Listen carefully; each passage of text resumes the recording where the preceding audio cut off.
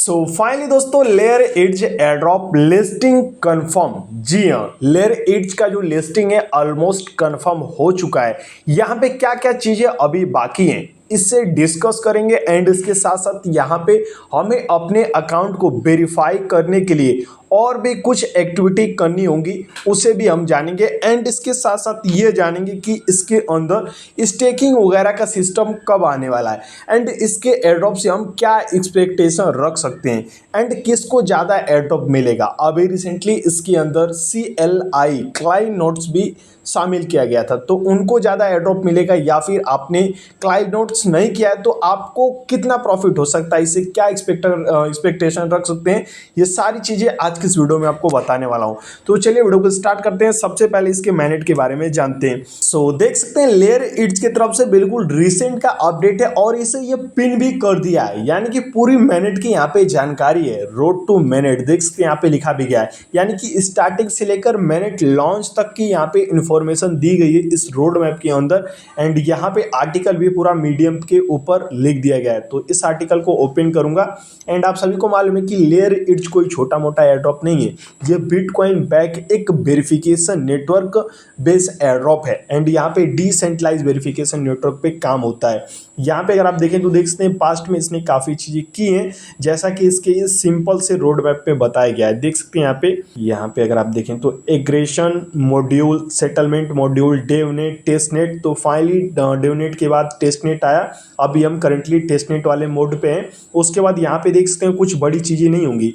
यहाँ पे अगर आप देखें तो सबसे पहले मैं यहाँ पे टूल्स ओपन करता हूँ, ब्रश ओपन करता हूँ, तो यहाँ पे अगर आप देखें तो अभी हम इसके टेस्टनेट वाले फेस्ट में और यहाँ पे ब्राउज़र एंड CLI ऑलमोस्ट यहाँ पे जो टेस्टनेट वाला फेज था वो ऑलमोस्ट कंप्लीट हो चुका है। अब इसी टेस्टनेट के दौरान प्रूफ ऑफ ह्यूमिनिटी इसके अंदर आएगा, जिसके दौरान पता लगेगा कि हमारा अकाउंट रियल है या फिर नहीं, यानी कि हम मल्टीपल अकाउंट चला रहे हैं, उसका समझ लीजिए यहाँ पे क्लियरिफिकेशन हो जाएगा।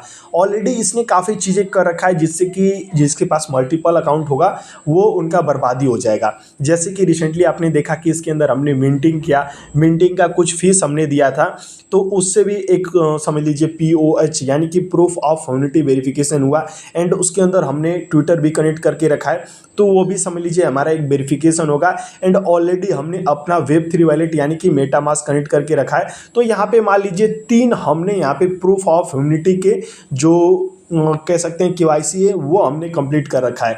तो हो सकता है कोई और छोटा सा वेरिफिकेशन आए, जैसे कि फेस वेरिफिकेशन वगैरह या फिर कोई टास्क वगैरह आए, POH टास्क यानी कि जो लीनियर टास्क में आपने किया था, तो वैसा कोई टास्क आ सकता है या फिर ऑलमोस्ट यहाँ पे प्रूफ ऑफ ह्यूमिनिटी के हमने काफ़ी टास्क कर रखे हैं।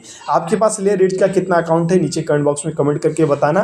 बाकी देखते हैं क्या कोई और हार्ड KYC ये इसके अंदर ऐड करते हैं या फिर नहीं। एंड यहाँ पे अगर आप देखें तो देख सकते हैं मैनेट, उसके बाद ये आ जाएगा। तो कह सकते हैं अब ज़्यादा समय यहाँ पे बचा नहीं है, 1 से 2 महीनों के अंदर यानी कि सेकेंड क्वार्टर के अंदर कंफर्म है कि इसकी लिस्टिंग कर दी जाएगी। और ये काफ़ी दिमाग से लेयर एड्ज खेल रहा है, क्योंकि लेयर एड्ज के अंदर इतने ज़्यादा अकाउंट बन गए थे कि मत पूछिए।